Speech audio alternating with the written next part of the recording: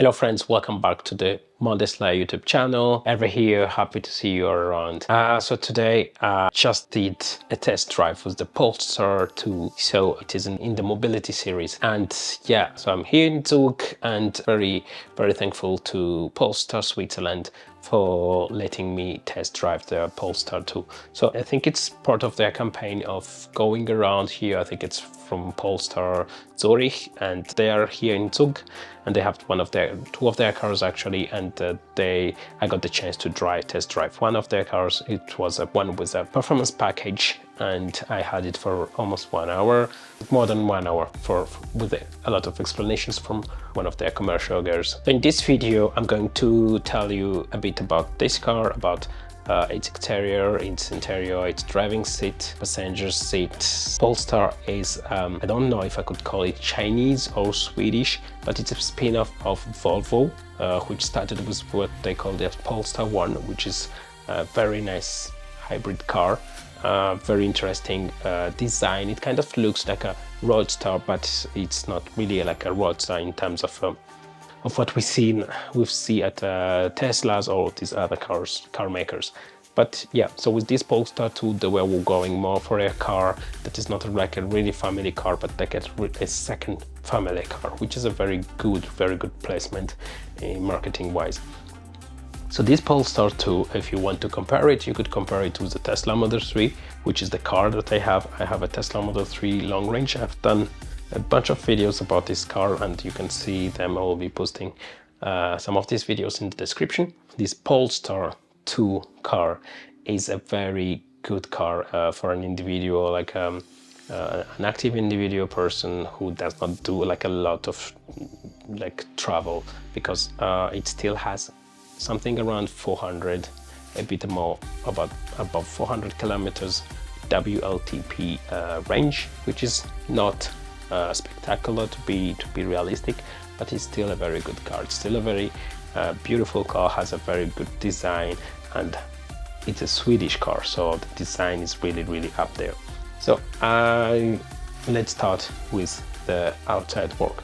As you can see, the back of the car has a very specific design, very recognizable way of looking. It looks really Volvo, looks like most of the Volvo that you can see outside here, and there is no really big difference between these two.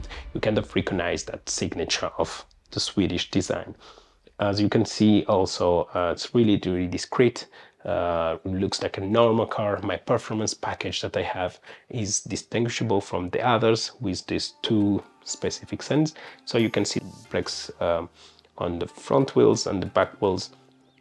They have this kind of goldish color, and also you have these security belts that are also yellow. These two design differences are the ones that tell you that this is a performance car.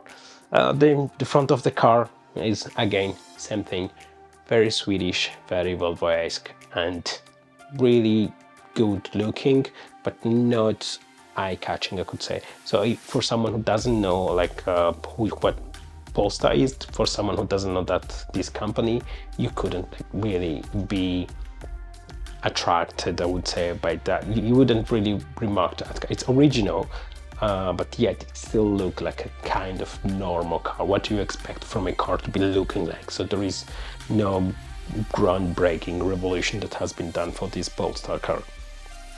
Nevertheless, when you go inside the car, so it's somewhere between the two worlds actually. So there is this minimal, very clean, very epurated way of doing cars that Tesla does, with only two buttons, with only a big screen in the middle, which is in a landscape position. And there is old cars where you had buttons everywhere, especially on ICEs, where you had like buttons for every single thing. You had a physical button for everything. So here you have a kind of middle ground. Here you have a portrait screen, a second screen that is behind the wheel. The wheel is a kind of big and lets you be able to see exactly some of the indication that it does. But yes, you still have some buttons. Yes, have some buttons for the volume. You have a specific button for Google Assistant. But yeah, we'll talk about it afterwards. But then you have also other buttons for volume up, volume down, for cruise control, for window wipers, for all these kind of things. So there is it's a sort of middle ground between the purity, the clean, minimal way of doing it that Tesla is following, and the old ways that were used by ICE cars. Talking about the OS, the operating system of this car. So as you can see, it has a portrait screen in the middle with a bunch of applications that were already installed. I did not sign in with my Google account. We have Android Auto. I think it's an Android Auto. It's like a full version of Android Auto compared to what we used to have in the past on Android smartphone that you could like have by plugging it on your phone. And it's really goodly integrated. So my car was set up in German, so did a demo in German. My German is still like close to zero.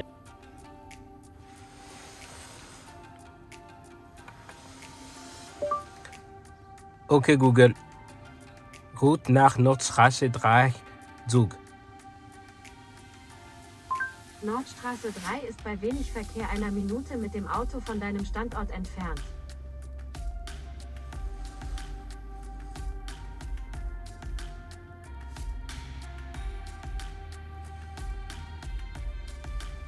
As you can see, you can do a lot of things with the Google Assistant, and I can't even think what you will be able to do in the future when Google Assistant will be even more capable of doing things. But yeah, for now, the demo that I can do, it was just requesting a route, today requesting like an itinerary from here to another place, like, hey Google, show me how I get to Paris, or hey Google, hey, show me how I can get to this address. Yeah, but other than that, for someone who's coming from an ICE, there won't be any difference, because I mean, there won't be any difficulty to adapt, because you have very visible applications, very normal things like the phone, like the Bluetooth integration, like the Google Maps. Google Maps is coming on the it's already on the phone, and a lot of people are already using it on the phone, so it won't be that of a big difference. But I think also this is a very good point for Google to kind of diversify and try to get customers to buy their OS applications, because as we have seen, these companies, the car companies, like especially like German ones, they're really struggling with this way of creating softwares. They're very good at creating cars, they're very good at creating very efficient cars, but they're very limited in terms of creating a good OS and a good user interface for the customers. So yes, Google has a very good opportunity here, and I hope this collaboration with Polestar really goes a bit farther and becomes something bigger. As you can see, I did this test drive after like a snow, would I say snowstorm? Yes, we had some snow. We had a lot of snow, 2 or 3. No, not yesterday and the day before. So I was not able to. I didn't risk to try to open the car's boot and front boot. So I will just be displaying the capacity of these two of the back boot and the front boot, and as you can see, it's really enough for a car of this size. And it's not, as I was saying, it's not a car I'm expecting it to be traveling to go very far, because it has two limitations. The first limitations is the size of the battery, like the total range that's only above 400 kilometers, so which is already like a bit limiting, especially in the cold, especially in the reality with uphills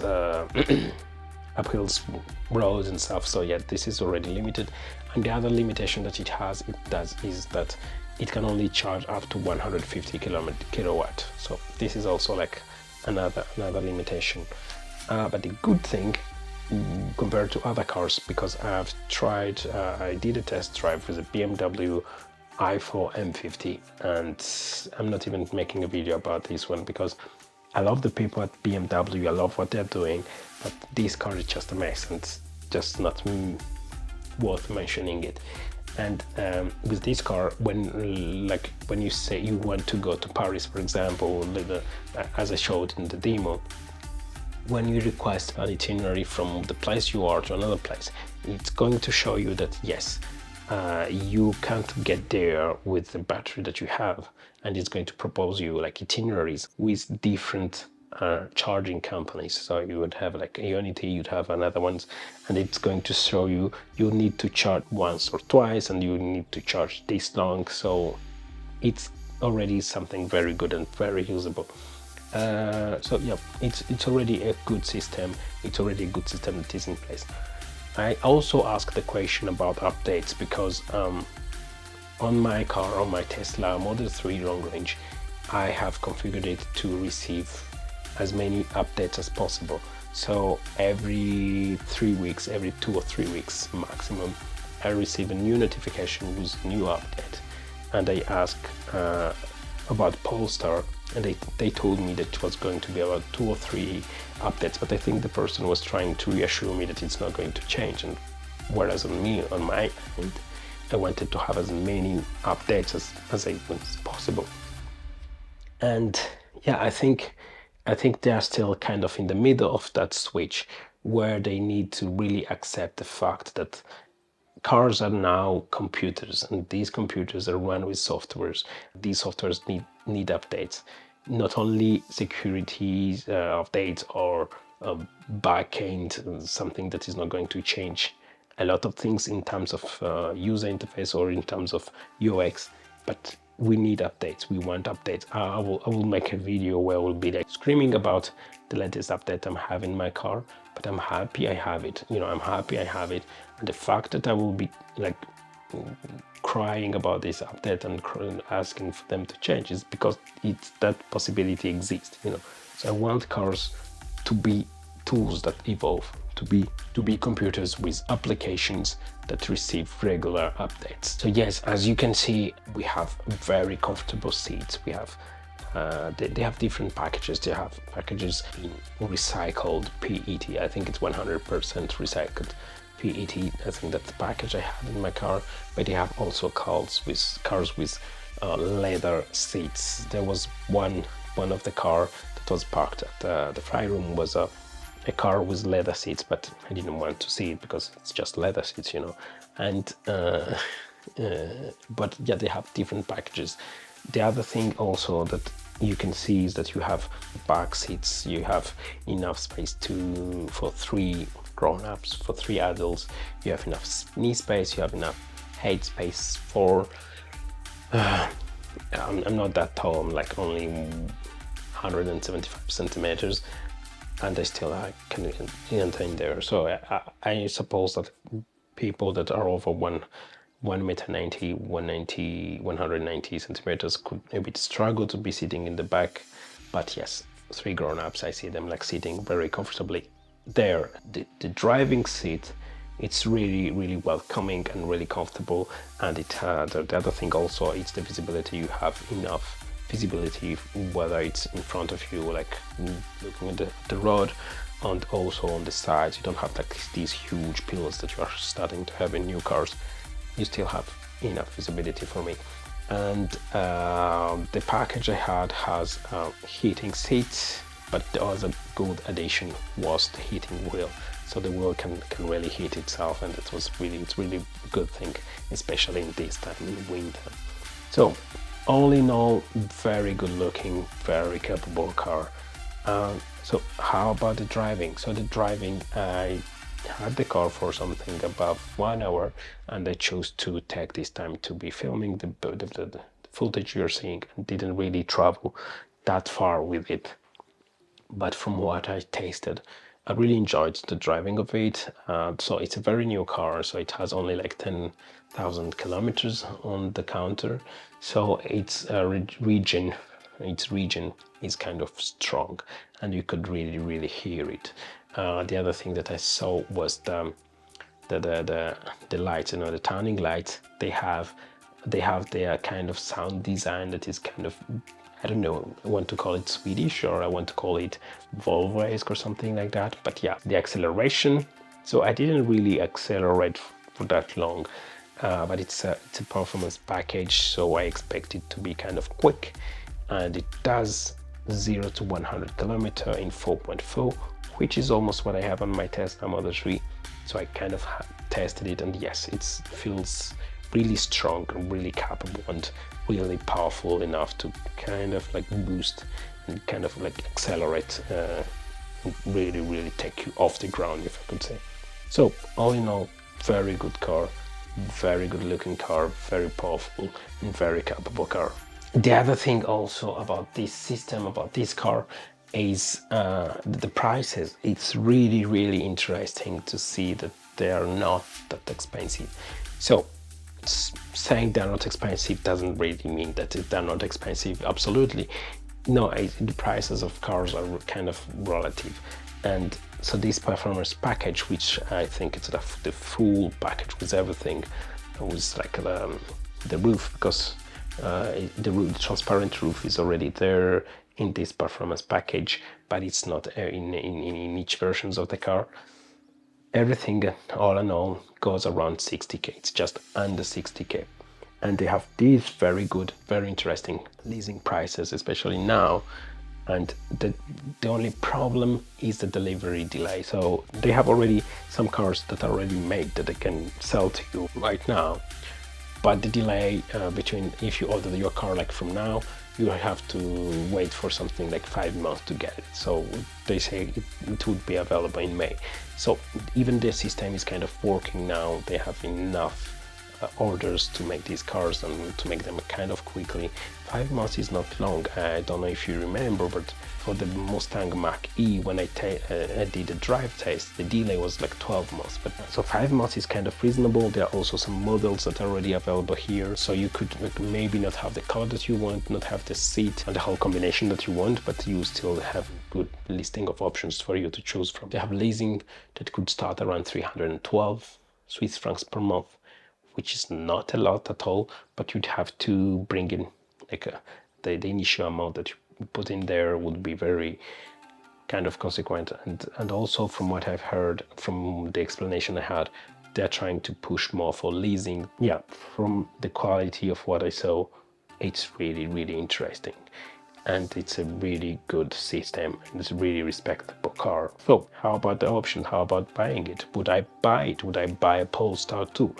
So the answer is yes, I would buy a Polestar 2. So the Polestar 2 is the second best system of EVs that I've tested in this whole system. I have driven Teslas, the Mustang, the BMW that I still mention every time, and I've seen the Mercedes, but I still have to drive one.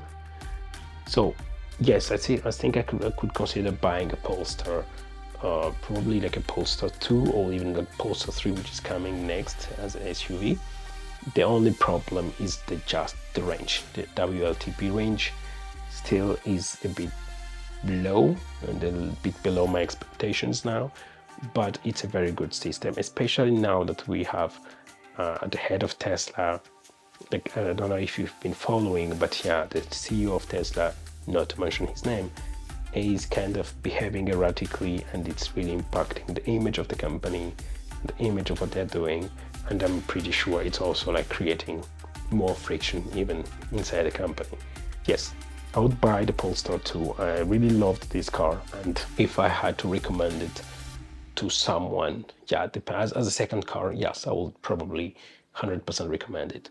And it's also chargeable on normal outlets, and you can also install a wall box in your own place and just charge it. So very good car, very good experience, and I really loved it. And yeah, thanks again, thanks a lot Polestar Switzerland. And yeah, please, when the Polestar 3 comes, consider me as a test driver. so I can like taste it and give my opinions and my thoughts about it. Yeah, thank you all. Thank you. If you have not yet subscribed to this channel, do not forget to click on the subscribe button, and yes, please comment and tell me which model you want me to be testing next. If there's a model that you want me to test, yeah, do not hesitate to tell me. On my list I still have the BMW iX, the Porsche Taycan, and one of the Mercedes. Thanks a lot guys for watching. See you in the next one.